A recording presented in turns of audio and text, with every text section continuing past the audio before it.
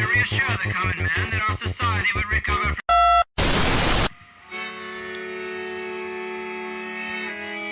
In the 1930s, President Franklin Delano Roosevelt addressed the nation through a series of radio broadcasts known as the Fireside Chats. His aim was to reassure the common man that our society would recover from its troubled times. But we're far from 1930, and I deal with a different kind of fire. For a new era of worldly frustration, we offer a fresh conversation. I'm Greg Carlwood, and these are the Higherside Chats. How's it going, Higherside Chatters? Drinking that drink, smoking that smoke. From sunny San Diego, I'm Greg Carlwood. Last show of the year, and a big thanks to Isaac Weishaupt, who was my guest a few weeks ago talking about the Illuminati and hip-hop, for calling into the THC voicemail app and leaving me a little something to start the show with. That is really interesting that the government might have actually encouraged them to make the film about North Korea specifically, and only time is really going to tell if this is the start of a back and forth that gets engineered into a larger conflict with them, or if it just kind of goes away. But I think I've seen enough at this point to put my money on the idea that they were legitimately hacked by a private group who seems to also have had some insiders, or at least one. And I think they did a lot of real damage. Things like Project Goliath were exposed to show that Sony had been conspiring with the other major movie studios to take down the free internet. That is a real story here. And that's really what we need to ward off in the future, or they're going to box me out.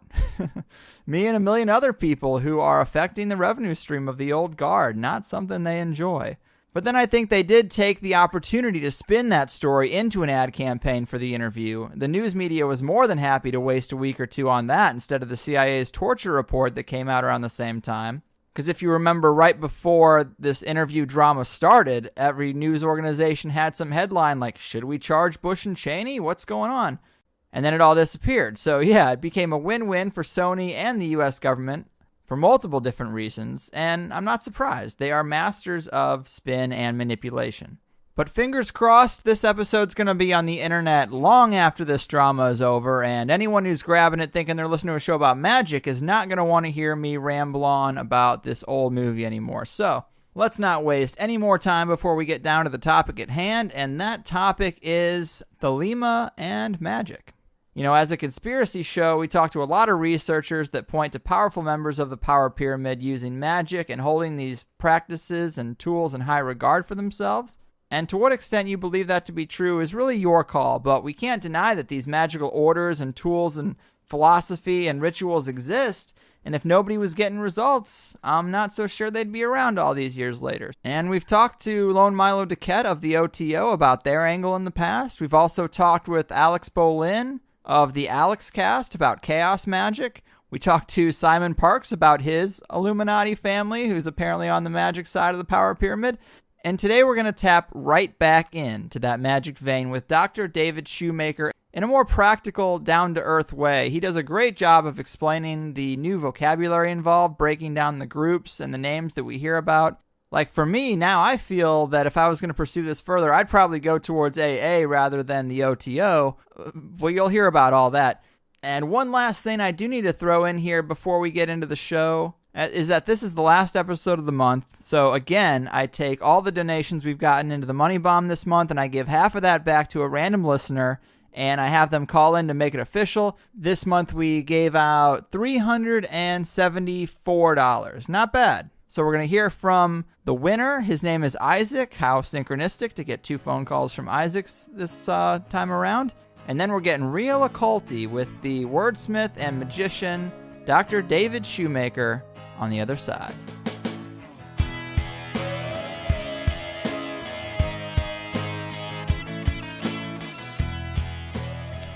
Hi Greg, this is Isaac, the December winner of the Money Bomb.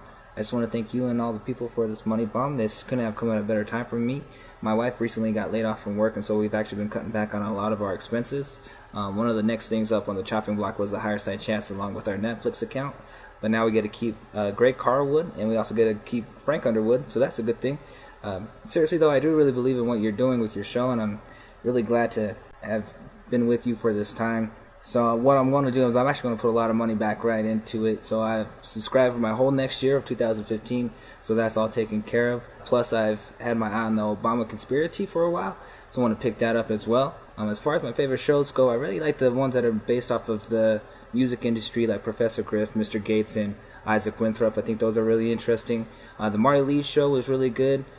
He has a really interesting way of looking at things, but I think my favorite show so far that I've heard is the one with Daniele Bolelli. That one I think is actually what I hope to hear a lot more of, because I like how it shows the positive steps that we could take to move forward, so I really like that. Again, I just want to thank everybody for what they've done, and for you for putting on this show, and for all the energy and that you put into preparing it. It's a great show. Again, thank you for everything you've done. Thanks, guys. All right, people, we've spent a lot of time analyzing the toolbox of the planet's puppet masters, and I think we've seen enough at this point to know that there are secret sciences and magical practices that members of the power pyramid hold in very high regard.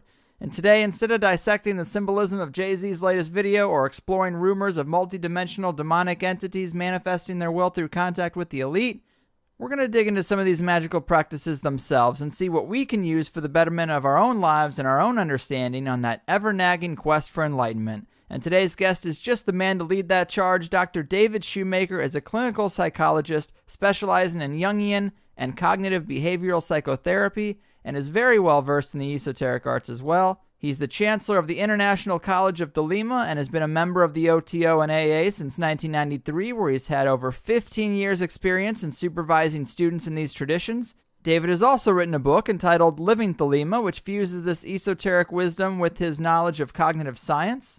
He also has a podcast of the same name, and I can't wait to get down to it. It's a fascinating topic with a perfect guest, a guy that I would call the Dr. Drew of Magic, Dr. David Shoemaker. Welcome to THC. Well, thanks so much, Greg. It's a pleasure to be here. Yeah, man, it's a real honor of mine. You're a very accomplished guy in both traditional and unorthodox ways, and that's something I respect a lot. To kind of get us started, I gave some of the bullet points to your journey in that intro, but what was your journey into magic like? I mean, what got you really exploring this more seriously? Well, I came out of college more or less a scientifically oriented atheist, had grown up with some religious tradition, nothing that was ingrained too deeply. On one side of my family, my mom, and then my dad was a philosophy professor, so I got that influence. But anyway, I came out of college without much spiritual or religious focus. Started studying in grad school more deeply in the works of Carl Jung, who, as your listeners probably know, frequently touches on aspects of what we might call mystical or even magical topics, mythology, comparative religion. You know, he goes way beyond the surface in terms of human psychology, and so it was in reading Jung that I realized it was tugging on some part of me. I wanted a spiritual path, and I hadn't quite realized that I did. So through Jung, I started exploring some of the writers in Western esotericism that were influenced by Jung or cross-referenced him a lot, most particularly Israel Regardie, who, of course, had studied in the Golden Dawn tradition and had worked as Aleister Crowley's secretary for a few years, and read his book called The Middle Pillar, which is all about the interface between the Kabbalistic tree of life and Kabbalistic psychology and Jungian psychology. So this just blew the doors open for me, and I realized that this was the path I had to pursue. So somewhere in the middle of grad school, my life took a significant turn, and really the turn that has shaped it ever since, which was to follow this path of the interface of magic and psychology. Right on. I mean, it's fascinating stuff. I just haven't ever taken the time to dig much further than the 101 stuff. We've done a couple shows about magic, and Crowley comes up pretty often, but we don't ever really talk about Thelema or AA very much. Can you give us some background on those groups? Sure. Well, Thelema is not a group per se. Thelema is the philosophy or the religion overall, depending on how you think of it. Within that, much as within Christianity or any other religious approach, there are different organizations. So within Thelema, there's a few major threads. The Ordo Templi Orientis is a Masonic type fraternal organization that's very social in nature, and that's probably the largest formal organization within the umbrella of Thelemic tradition. Mm-hmm. And that's the OTO. I've been a member of that since '93. The AA is an entirely different setup. The AA was Crowley's first serious attempt at forming a magical order of his own after he left the Golden Dawn in 1900 or so. So the AA is an individual student-to-teacher relationship. The whole organization is just based on individual relationships like that. So you're assigned one teacher, and there's no group meetings for the most part. There's no social events. It's entirely about your individual spiritual progress. And so entirely different from a social group like the OTO. Mm-hmm. Then in 1973, my teacher, Phyllis Seckler, who was a student of Jane Wolfe and Carl Germer, who were students of Crowley in AA, started the College of Thelema, and I continued that as the International College of Thelema with Phyllis's blessing after her death. So what we do in the International College of Thelema is train people in group classes or individually online at a distance to get the basic foundations of magical practice, readings, daily ritual, meditation, to get trained in those.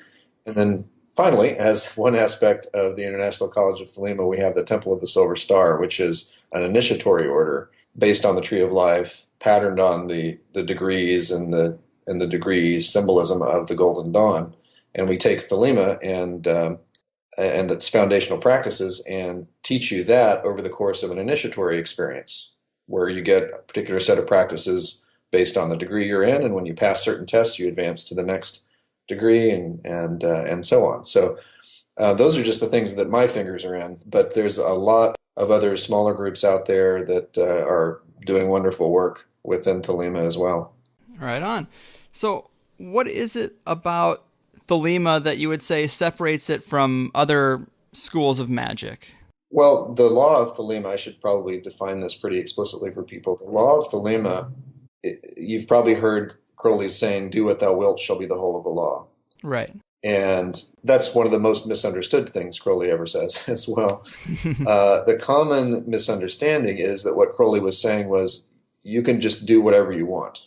And that is actually the opposite of what he was saying. He was saying that each person has a true will, a formula of living, a reason for their incarnation that is deeper and truer than anything their surface personality might like or dislike. The true will is essentially our life purpose. And do what thou wilt shall be the whole of the law means that our responsibility as humans, in terms of our own evolution and spiritual path, is to tap into and understand what that true will is, and then create a life where we can do it peacefully and joyously and vigorously. And the idea is that the more people are able to create a life of true will for themselves, the more people live that out in their lives and make room for others to do the same, the better the universe works, the better human society works. Much like, an ecosystem works best if the trees get to do their thing, and the grass gets to do its thing, and the animals get to each have their own role in the ecosystem. Mm-hmm. A human society, if everything's allowed to be itself, works better.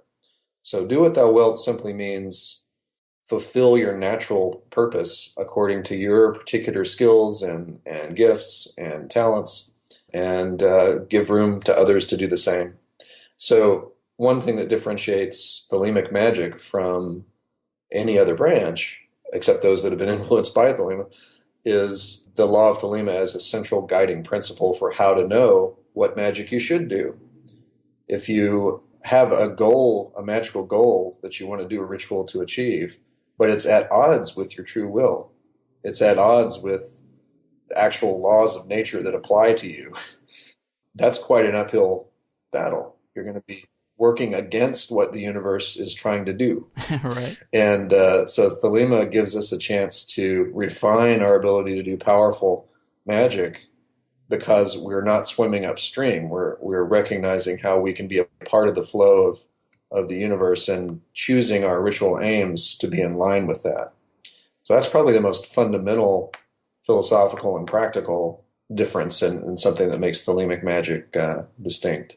philosophically, I guess it doesn't sound that different from an Eastern philosophy like Taoism or something, just maybe a more active version. Right. Yeah. I think it's dare I call it practical Taoism? I think Crowley was heavily influenced by Taoism, really had a lot of respect for it, and other traditions as well. But yeah, it's not. In many ways, it's not that different. And yet, what Crowley did was brought his awareness of traditional Western magical tools to the table, and Western magical esoteric instruction in mystery schools, training orders, and things like that. Brought that to bear on that philosophy and created a system in both the AA and the OTO that just unfold this beautifully. And it's been a great privilege in my life to see these systems in action and see that they actually work.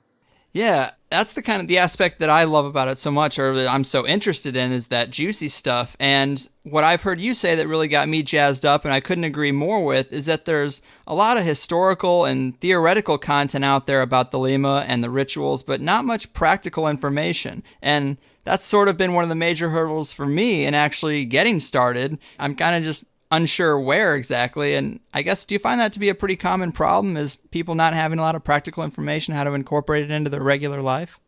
Yeah, I mean, I think that is a core problem, as you mentioned, that I address that quite frequently in my podcasts and the book.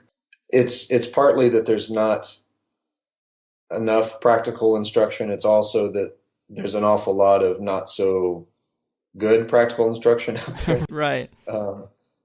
And there's a lot of good stuff too, don't get me wrong, but there's it's the kind of publishing field where there can be a lack of quality control. It's easy for somebody without much actual training or pedigree to decide they're a teacher and write stuff that has appeal but isn't actually grounded in personal practice or the experience of many years supervising others. So, it's kind of a minefield out there. So what I've tried to do is ground everything I'm teaching in my actual experiences as a teacher, trying to get across what I've actually noted works and doesn't work for people. I never teach about anything I haven't tried or done, and that's in the tradition of AA. No one gets assigned to teach some course on something they haven't experimented with. And so I really tried to remedy that. And I really was sick of so much emphasis purely on historical or philosophical aspects of this. I think that stuff is great and important, but keeping that in balance with really practical, usable instruction was really important to me. Yeah, I think another kind of issue with this that a lot of people might have is that they want to get a clear idea of exactly how it'll benefit their lives before they go through all the work and the somewhat daunting research and start doing these introductory rituals. But it seems like the effects can be so personal that it's hard to clearly define the value of the practice before you do it, almost in a catch-22 sort of way. Would you say that's true, or can you give us some idea of how it could benefit people's lives?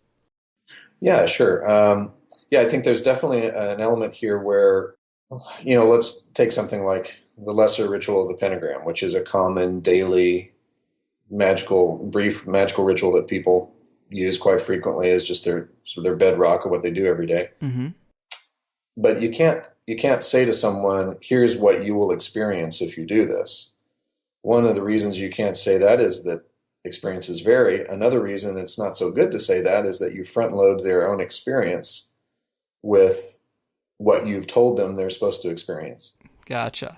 And that cuts through the intended sort of behavioral science slant of Thelema, which is try this stuff, take note of your results, see what you experience, and draw your own conclusions about what it means. So if you tell someone you're gonna experience this, and then off to the left you're going to see this angel appear, or mm-hmm. and you mess up their own unique and naive experience that then becomes the basis of their own progress.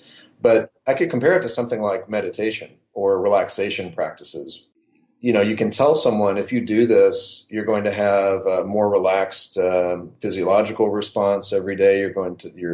Your autonomic nervous system is going to be calmer. You're going to find it easier to concentrate, and you'll probably notice mood improvements. You can say all that, but until someone's done it and really experienced it, it's hard for them to grasp what that would really be like.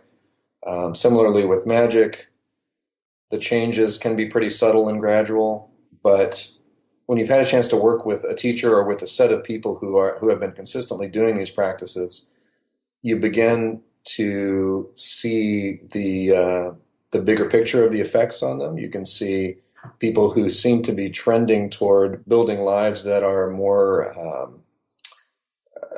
vibrant, and they seem to be happier. They seem to be doing things that are more natural expressions of what they're good at, and that's kind of contagious in a good way.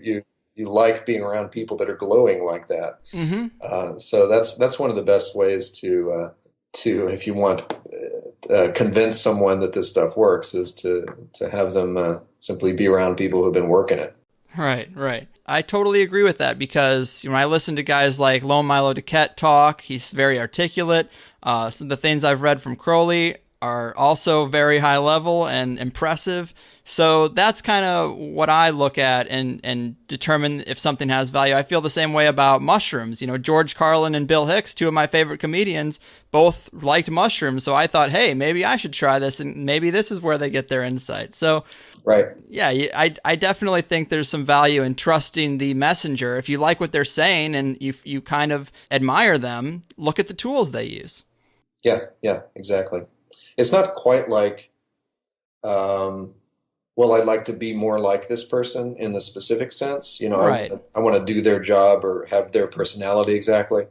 But I think when we're around someone who's really living their true will, and especially if they've had some significant attainment, spiritually speaking, it something resonates in us, and what we want to be more like is more like someone who's living from that center, as opposed to living reactively and negatively through their lives. So I think that's the positive spiritual contagion that we're talking about. Yeah, and that's a good clarification too, because it is just seeing someone who is uniquely themselves, and I think that's kind of what a lot of people value. Yeah, it's not exactly mirroring this particular guru or that one, but right. There is just something so awesome about seeing someone who is uniquely themselves, not self-conscious of it. They are very one with the Tao, very Zen, those type of people. Yeah, it's something to strive for, definitely. And if this is a tool that gets some people there versus some other ones, then great. I mean, I'm definitely interested in it. Let's tell people a little bit more about the lesser ritual, the pentagram. It is a basic 101 ritual. Anyone who's looked deeply into this will have heard of it, but for someone who wanted to get an idea of a good introductory practice, walk us through what that looks like. Okay, sure. Well, just quickly on the theory of it, what we're trying to do with that ritual is help the magician identify as a being that has mastery over the realm around them. The physical realm that they live in, the psychological realm that can be symbolically understood to be represented by the four elements, fire, earth, air, and water. At the center of that, or at the top of that pentagram of the four elements, is the spirit. So it's the four elements and spirit are the 5 points of the pentagram.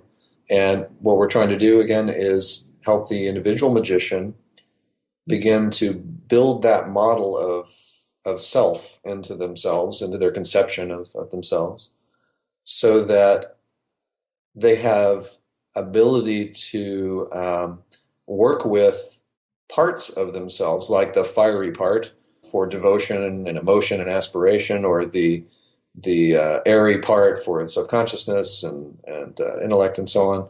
So once they have begun to build this model of inner elements, they can use those parts of self more specifically to meet their goals. Mm-hmm. So the ritual does several things. It identifies the magician with the elements and as a master of the elements.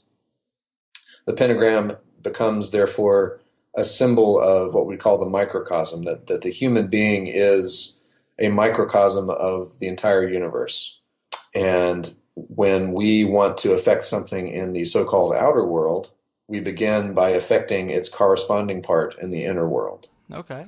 So, enough theory, what do you do for the pentagram ritual? You start with what's called the Kabbalistic cross, which is based on some traditional Hebrew materials, drawing a cross on your body and sort of locating yourself as the center of the universe, so to speak. And then at the four quarters, you draw large pentagrams, visualizing them with your mind's eye and vibrating, that is, intoning in a particular technique, the divine names that go with those quarters. You start in the east and move around to the southwest and north. And then you come back to the center and you invoke the four archangels, which are traditionally said to oversee the well-being of humanity. In this case, that the traditionally would be Raphael, Michael, Gabriel, and Uriel in the east, south, west, and north, respectively. And what we're trying to do there is whatever these archangels may be, whether you see them as the true external entities, or whether you see them as exalted aspects of self, doesn't really matter, because if you do this, you'll discover what it is for you. What we're trying to do there, is, however, is to help the magician become a powerful battery of force, to use the ideas of these archangels or their actual presence, again, depending on your interpretation, to be a power source for dealing with the four elements, for living in a balanced way between and among the elements, and exalting the consciousness to spiritual realms, to get beyond the personality, to see that we're divine beings that are living in human flesh. And then the closing part of the ritual repeats the Kabbalistic cross. So that's it in a nutshell. Right on. And as you alluded, the only way to really know what it is and what it does is to practice that daily for a long time. Yeah, and as I understand it, you can do that actual ritual for multiple purposes, right? I mean, there's banishing purposes, there's invoking purposes. Yeah. Basically, one of the ways Crowley talked about this, I'll paraphrase, is that the banishing makes you feel clean and invoking makes you feel holy. Okay. So the daily use of the lesser banishing ritual is something of a hygiene practice, magical brushing of the teeth, if you will. And the invoking ritual is a power up. You're saying to the universe, okay, let the powers of the elements come into me and boost my energy level and give me an enhanced ability to master my life as I go out into the world and to live in balance and act in balance.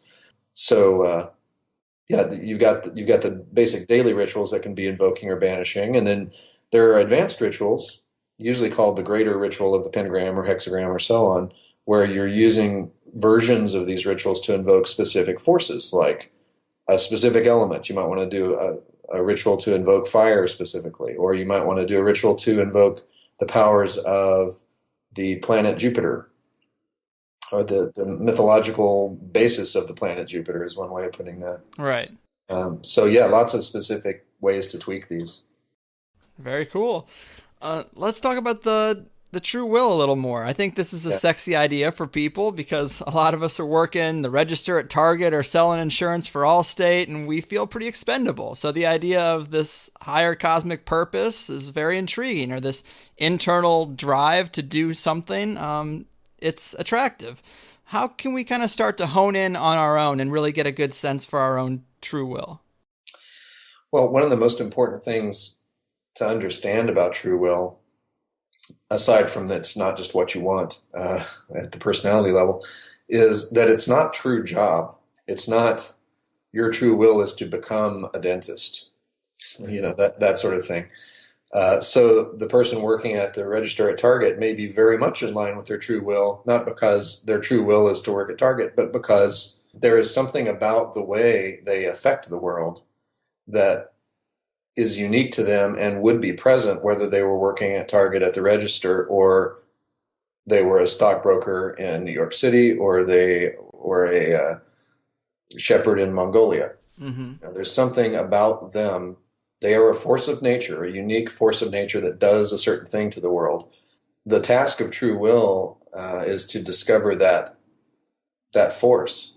So I teach a lot of tools and sort of mental tricks, ways to trick ourselves into seeing past the obvious things about ourselves into the more subtle trends of our personalities and our working in the world. For example, I talk about this in the book. Think about what happens to a room full of people when you walk into it. How do you influence that? Does the room kind of get buzzy and talkative? Does it get more serious? Do people laugh more? Do people act goofier? What's the subtle influence you have over that environment? Similarly, in line with a lot of the recent literature in the last couple decades on, finding life purpose and so on. When do you feel most yourself? When do you feel like all the gears of your being are kind of working together the way they're supposed to, and you feel happy and engaged? And, what are those peak moments for you? Those will be clues that whatever you're doing right then may be very closely linked to your true will. Mm-hmm. For me, for example, the first time I was able to stand up in front of a group of people and talk about dream analysis, I remember it like it was yesterday. That was the moment when I realized that teaching a certain area of subject matter was just vital for me. That was something I was good at, loved doing. People understood it. They connected, Mm-hmm. So that moment probably set my compass in a way that brought me to the place of doing things like the Living Thelema podcast or the teaching I've been doing over the past couple of decades. So everyone can, if they pay attention, can find those clues in a similar kind of way about what really makes them tick, and it's going to be, helping them unveil the true will. Right. I've kind of heard it described as, you got to get to a deep, deep meditative place. If you were to strip everything away, all the distractions, all of your ego, and, whatever's left there would be the true will. I think I mostly agree with that as stated. I think what we can lay on top of that is that when you quiet down the personality and sort of the societal programming about what we're supposed to like or supposed to do, or what our parents told us we were supposed to do or not supposed to do, whatever. Mm-hmm. When you strip all that away and your mind is quiet, yes, it is easier to hear the voice of self with a capital S, as Jung would have called it. But then the personality itself becomes a vehicle for true will. It's not that we are trying to discard our outer personality and our, the way we interact in an outward way. What happens is that becomes a tool. It becomes, in fact, the perfect tool for the execution of our true will when we use it mindfully. So for me, I'm a fairly introverted person by nature. And therefore, the fact that I got into being a psychotherapist and then I sit in quiet rooms with one person at a time, and Mm-hmm. Most of my day is that, or that I'm able to lecture to a room full of people, but in my own sort of down to earth, quiet way. I'm not a showman or something. Right. So for me and my true will, those aspects of personality are not limitations. They're actually fulfillments of true will. Mm-hmm. But for someone else, those would screw them up. Someone we're trying to, if they determined that their true will was to, be a circus performer or something, or that was an expression of it, then the introversion and a lack of desire to be in the spotlight all the time might work against them. So what I'm really trying to say at essence is just that the personality, rightly understood, is quite usable as an aspect of the expression of true will, and it's quite valuable. Yeah, that makes a lot of sense. It's not about getting rid of it. It's more of like a fine tuning, I guess, of what makes us us. Yeah, making that ego transparent rather than making it vanish entirely. We still need it to work in the world. Well said. Another one of the aspects that I'm really interested in is the idea of contact with something non-human, some non-human entity. But there's many different opinions on what or who is being contacted with these rituals. We've kind of talked about that a little bit already, but some do say you're just communicating with higher aspects of the self. Some say there's a whole hierarchy of beings. Some think there's just a particular basket of beings that you can communicate with. What's your interpretation of this, non-physical realm that we're dealing with in these entities? Well, there again is another place where it is really helpful to not define it for people. When you're doing it over time and you have multiple experiences and you take note of what those are and you track that, you'll form your own opinions about what's the reality of things. And one of those opinions that you have to form for yourself is, does it seem like I'm talking to a true external entity or not? Or maybe there's some way in which it's both, where it's an aspect of self and a truly external entity. But I always am very careful to just make sure people come to their own conclusions about this. Mm-hmm. I can tell you for sure, though, that my experience and the experience of many magical practitioners in this tradition is that there are sure as hell times when what it feels like is there is another nervous system in the room, mm-hmm. and you are talking to something that is beyond talking, broadly speaking, you're interacting consciousness-wise with something that is well beyond anything you've ever thought of as yourself, seems to be speaking with a voice and a consciousness and a perspective on the universe quite different from anything you've known as yourself. So those experiences are definitely out there and real. But then what do you do with that experience? How do you interpret that? Mm-hmm. How do you file that away in your in your database and learn from it? But it's a fascinating thing, and that's one of those things I didn't necessarily know I was tripping into when I started this work. I just knew I wanted to explore a spiritual path and find some mystery, mm-hmm. And yet here I am talking to angels.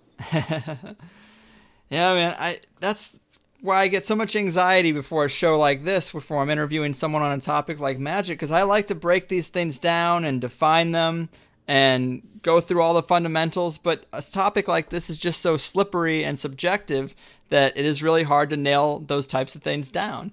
And I get it on one level, but on another level, you'll hear me asking the same kind of questions over and over again. But let's talk about the Holy Guardian Angel. I see this term being used a lot in Thelema, and at first I was really turned off by it because of the religious context, but, that's just my own problem, I guess. But tell us about that. I mean, this is apparently a big aspect of Thelema, right? Yes, in the system of AA, everything the magician is doing for probably the first many years of their practice is all directed towards this attainment that Crowley called the knowledge and conversation of the Holy Guardian Angel. All the magical tools you're practicing, all of the different traditions you experiment with, all the meditation, everything. The entire unfolding of your life, in fact, is pointed toward this attainment. And the reason for that, the reason for the emphasis on that, is that this attainment represents a stage of conscious connection between the everyday ego and the deeper self, a connection between our normal waking consciousness as a human and real divinity that lives within us and can be experienced as an external being that is our personal God, essentially. Mm-hmm. And once we have forged this conscious connection, the knowledge of true will is much, much more conscious and explicit. Our ability to act on it and make effective change in our lives is therefore enhanced also, because the more specifically we know what our true will is, the more ease we have in making a life that creates space for it, that facilitates it. So the knowledge and conversation of the Holy Guardian Angel, and knowledge and conversation are both archaic terms for sexual contact, by the way. Hey now. So there's an ecstatic component here. The knowledge and conversation of the HGA is, for most people, the pinnacle of their personal spiritual development. And, as we were talking earlier about being around people that really make us excited because they're being themselves fully, this is the shining example of that principle, that when you're around someone who's had this attainment, it's not just that you feel them being fully themselves, it's that you feel them kind of, you can sort of see in their lives and in their eyes, like there's something much grander coming through in the way they interact and the way they live and the way they talk and the way they are. And these folks will be more rare in today's world. So yes, everything is aimed at the HGA for a long time in our paths, and there's more to do after that. But that's the pinnacle of attainment for most humans right now. Crowley felt that getting human society, to be a place where the expectation was that everyone was going to have this experience is what he was brought to do, to teach that next step of evolution, spiritual evolution for humanity. Can you imagine what the world would be like if it were assumed that you go to school, and instead of you go to school and you go to college and then you get your job and you work there for 50 years and then you retire?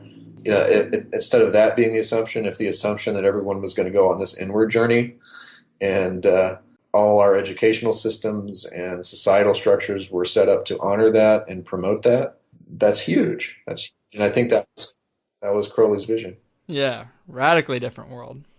Do you think this is something that this communication with the HGA, do you think this is something that comes more naturally to some people than others? Well, I will say that, and I'm probably mostly just echoing Carl Jung here, that I think these inner journeys are sometimes easier for introverts in terms of coming more naturally to them, because the inner world of an introvert is the main place they live. Right. And it's the main place they get their energy, and it's the main place they want to go when they want to recharge. And so you tell an introvert, okay, I want you to sit quietly for half an hour and meditate. It's going to be easier for them to swallow probably than somebody who would rather be out at a party. Right. So parties are great, but not necessarily the things that facilitate spiritual growth. Right. It's so hard for me to sit there and focus. It definitely is. I can sit there and play a deep video game for a good 6-hour session and not move. I could watch an entire season of The Sopranos without getting off the couch. But if you want me to just sit there and clear my mind, well, you got about 5 minutes before I lose interest in that. I have a deep, philosophical interest in it, and I'll read about it all day. But to actually sit there and do it, it's very trying. Yeah, it is, but it is trainable, and that's why the main trait that you need, no matter what your personality is, what your proclivities are as a being, social or otherwise, persistence and self-discipline are really the core skills that are going to fuel anyone's attainment. No matter who they are, they're going to have some aspects of their personality that are going to occasionally get in the way. The ego eventually, really, once it figures out that it's going to be less important than it used to be, finds ways to object to that, finds ways to assert itself and insist that we pay attention to it and do what it wants. And it's like a little kid that's tantruming in some ways. But that's trainable, and with persistence and self-discipline and perseverance. I've never seen anyone work the system of AA, for example, and fail at it. Interesting. What happens is people stop doing it. Right, yeah. They may lose interest. They may decide some other thing appeals to them more.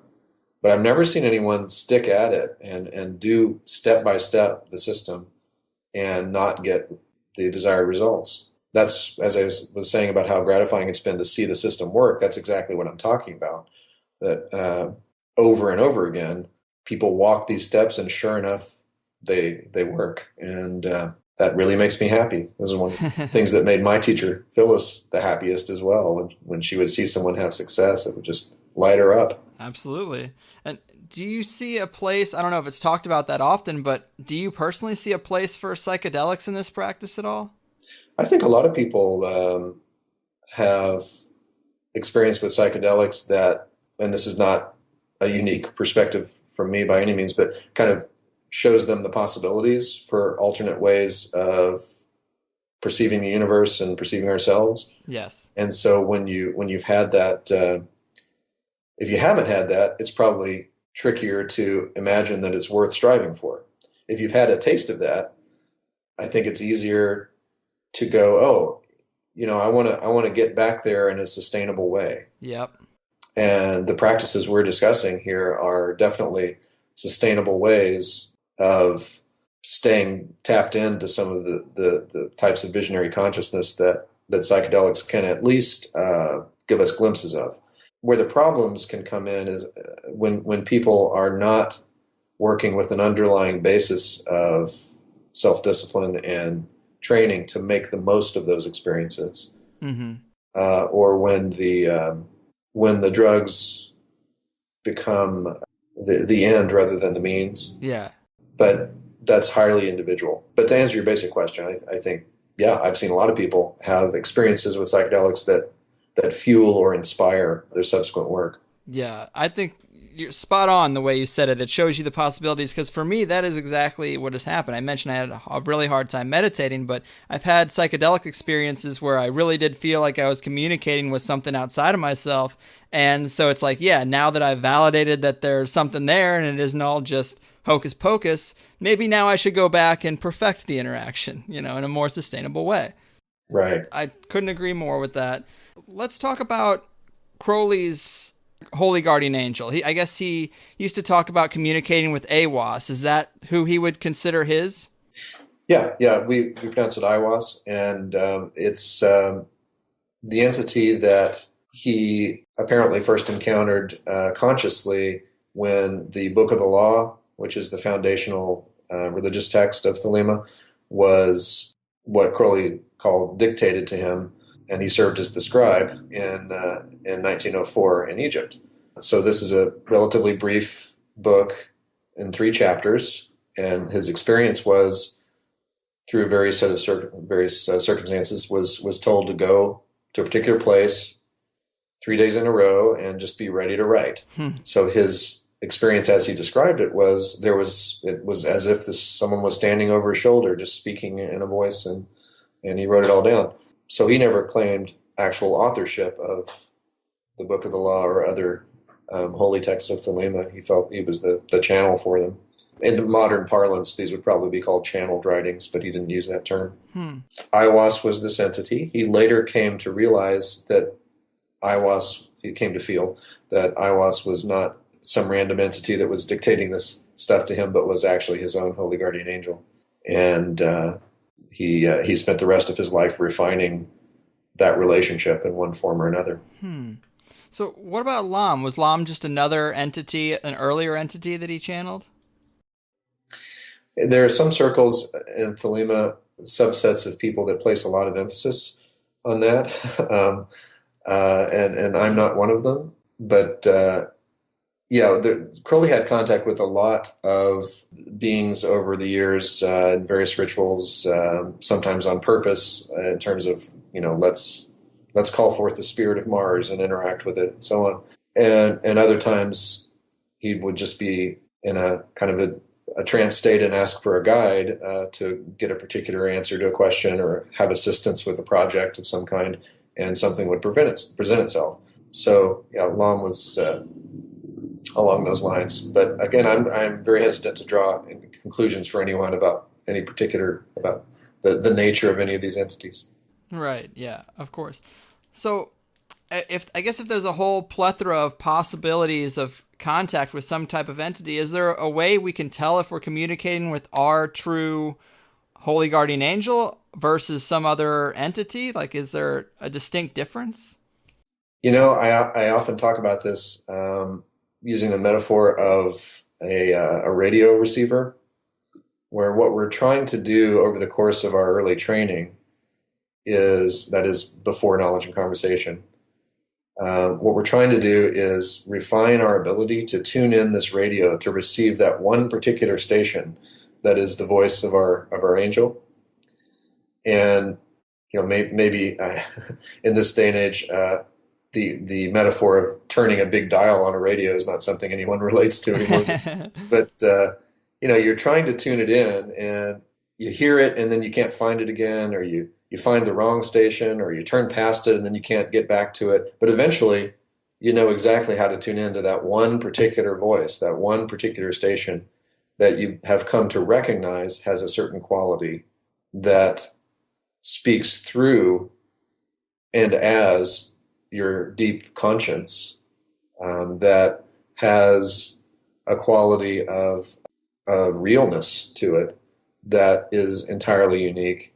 And if you've walked the steps of AA under competent supervision, there are checks and balances in place all along the path to make sure you're refining the specific tools that you need in order to be able to make that determination. So that's one of the important things about this structured training, is that there are safeguards and you're building up your toolbox all along the way, so that when the time comes, you've quite organically arrived at a place where you're able to distinguish the voice of the angel eventually from any million other voices that we have running through our heads all the time. Right on.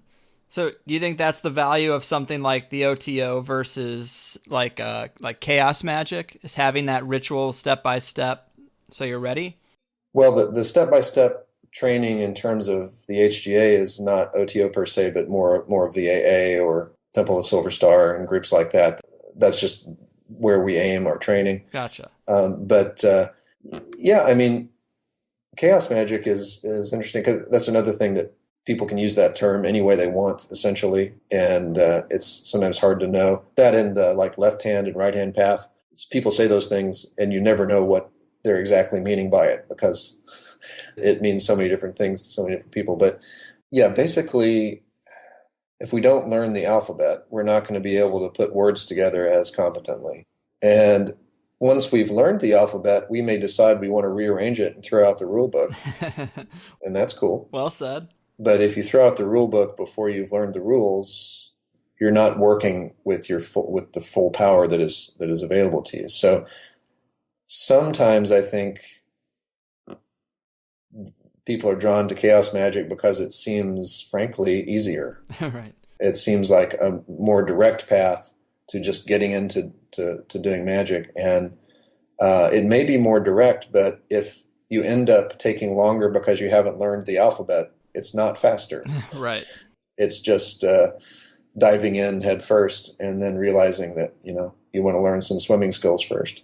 Right. Yeah, that's a great analogy. I just one last thing on that.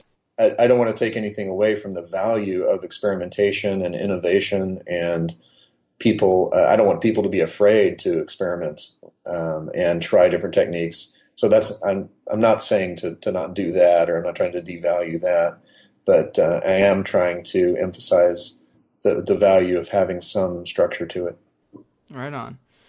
So is there I guess to make this a little less broad for people, or a little less abstract, is there a typical process to this kind of courtship? I know one of the biggest milestones that people talk about is receiving the name of their holy guardian angel, but I'm unclear if there are any other big milestones along the process where, people feel like they've reached a new level, outside of that one of knowing the name.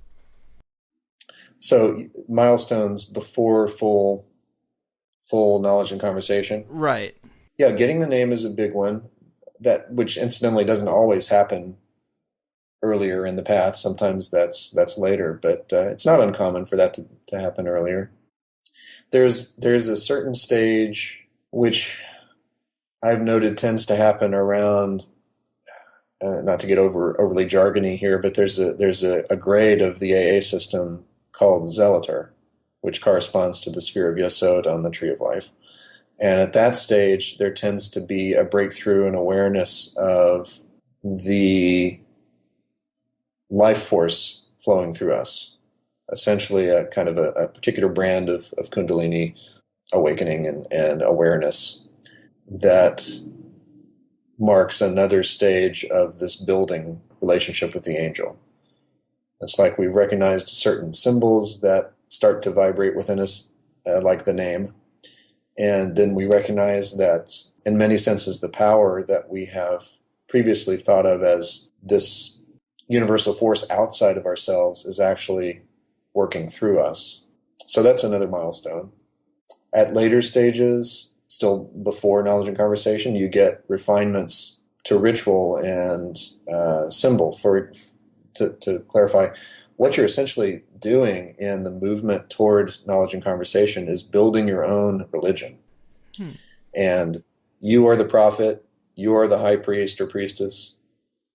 The rituals and symbols and ritual gestures and forms of worship ultimately will be crafted in an entirely unique way just for you and your angel. And that happens very, very organically as you go through the process. So it's not exactly a bell ringing kind of milestone like some of the other things, but it's incredibly important that you'll find you're given all the tools you need.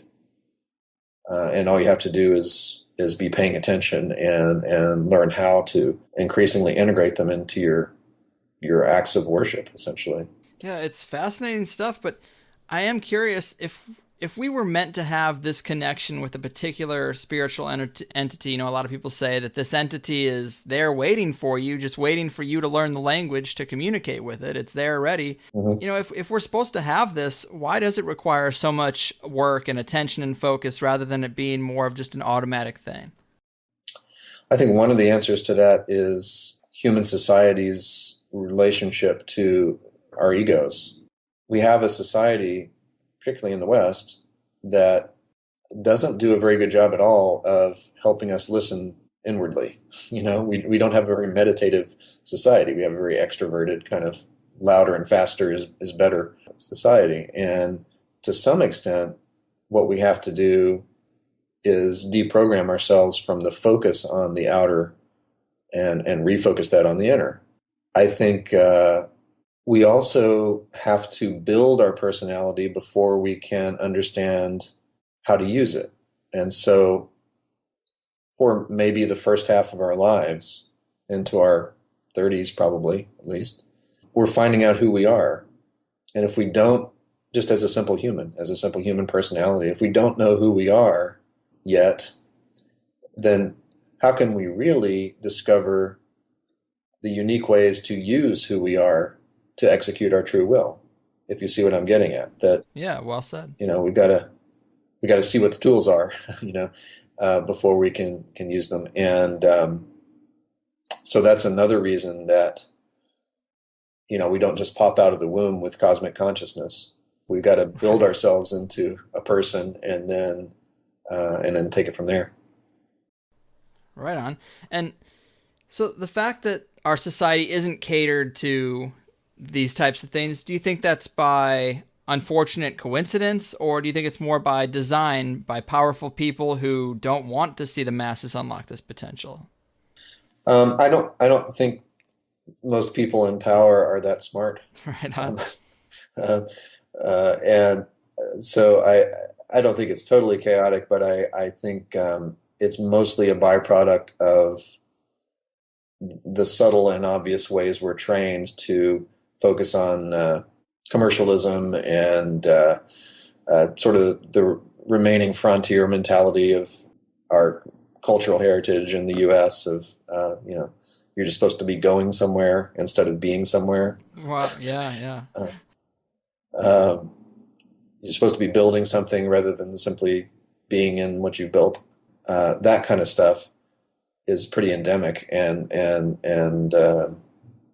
sometimes so deeply ingrained that we don't even realize we haven't stopped to just be, Yeah, I mean, that's one of the big questions for me is if we just ended up in this situation by coincidence, or if somebody way more knowledgeable than us. You know, someone in the higher echelons of the power pyramid actually got the ball rolling on a course that was going to be completely the polar opposite of the internal path.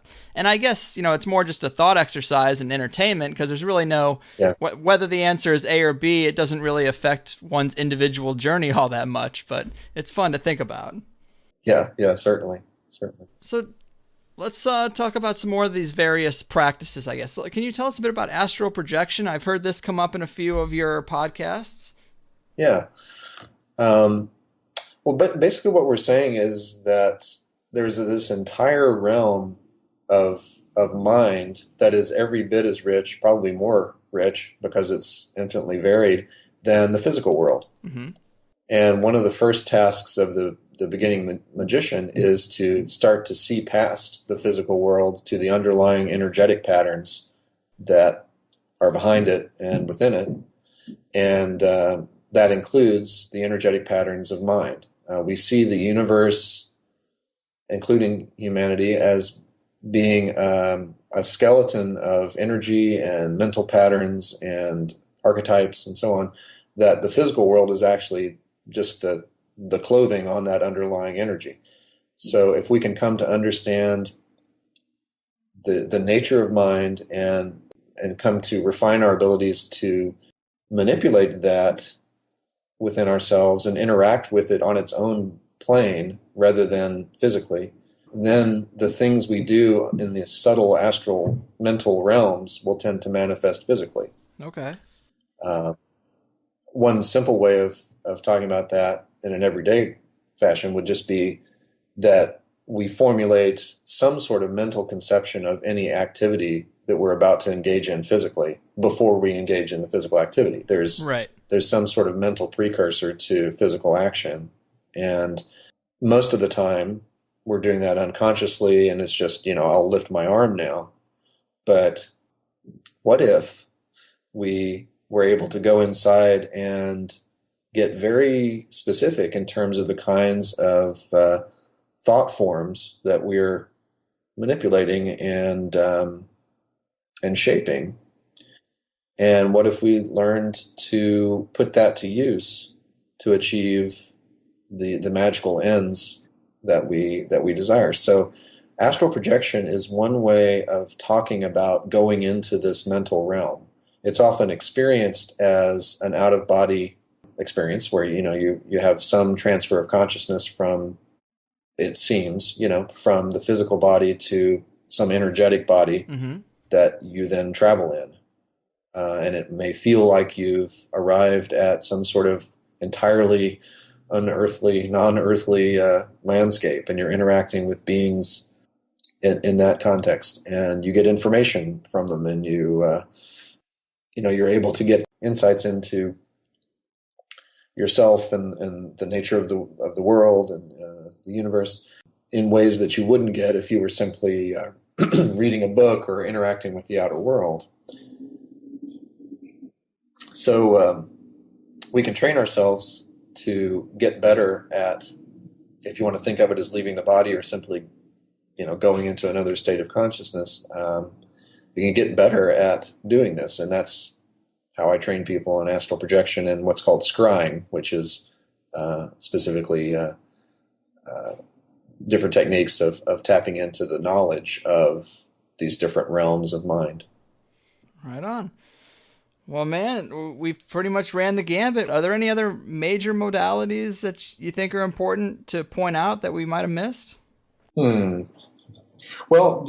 I'll let the psychologist and me come out at the end here in a specific way. I think one of the things I address fairly uniquely within the Western magic tradition is the use of, for example, cognitive therapy, cognitive behavioral therapy approaches within the context of a magical path. So I've got a chapter on this and a podcast episode on this, where we help our personality be a foundation for our magical work by not letting it be all bogged down in negative thinking and self-defeating attitudes and that kind of stuff. I think that many magicians actually underemphasize having a sort of balanced, healthy personality, because they recognize that's not the end goal of what the work we're doing. But it won't help you much if you dive into intense magical work, but your life's a wreck and you can't regulate your emotions, or you can't, that's the foundation you're building on. So, I'm just putting in a plug for that additional angle on modern magical practice, using what we know from a century plus of psychological science and integrating that. Right on. Good to know. So, yeah, very awesome. I love talking with you, man. Before we really call it in, would you like to leave the people with some more information about your website, book, or anything else you got going on? Sure. As far as the book and the podcast, the best single source for that is just go to livingthelema.com, and you'll see information about the book and also the podcast. If you go to iTunes, all of the podcast episodes I've done for the last 4 or 5 years are archived there for download and subscription. You can also go to feedburner.com and search for Living Thelema if you don't prefer to use iTunes.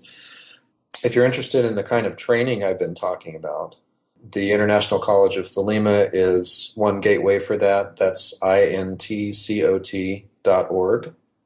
The deeper tradition of the AA, that one-to-one training that I've been describing, is accessible via onestarinsight.org.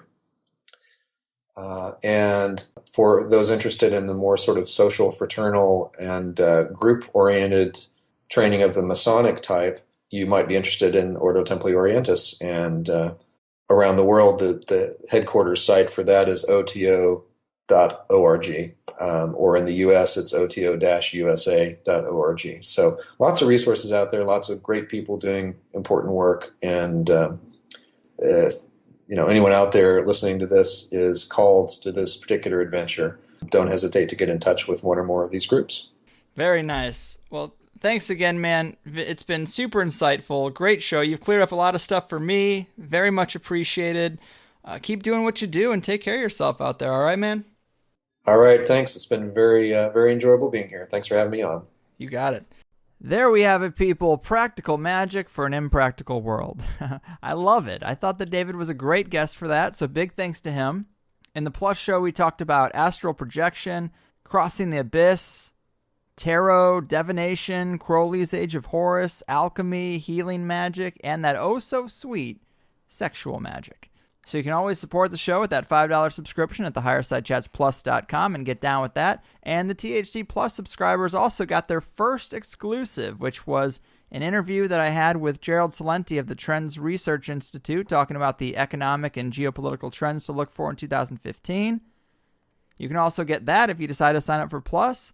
But I have to say that this year, as it's coming to a close, it has been hands down the best year of my life. And I feel that I'm saying that all the time to you guys, and I'm trying to toe the line between showing appreciation and acknowledgement for how lucky I've become without bragging about it, because I never want it to come off like that. But for people who aren't linking up with me on social media sites, you should know that we're kind of becoming a big deal. Just last week, we outranked Alex Jones on iTunes by like 5 places, and the week before that, we ranked 31 across all the podcasts on Stitcher. Joe Rogan was number 8. We ranked higher than Ground Zero and Mysterious Universe and Duncan Trussell and even Mark Maron, who's considered to be one of the godfathers of podcasting. Those are big names, and I'm just some San Diego stoner, just one guy. It's kind of funny.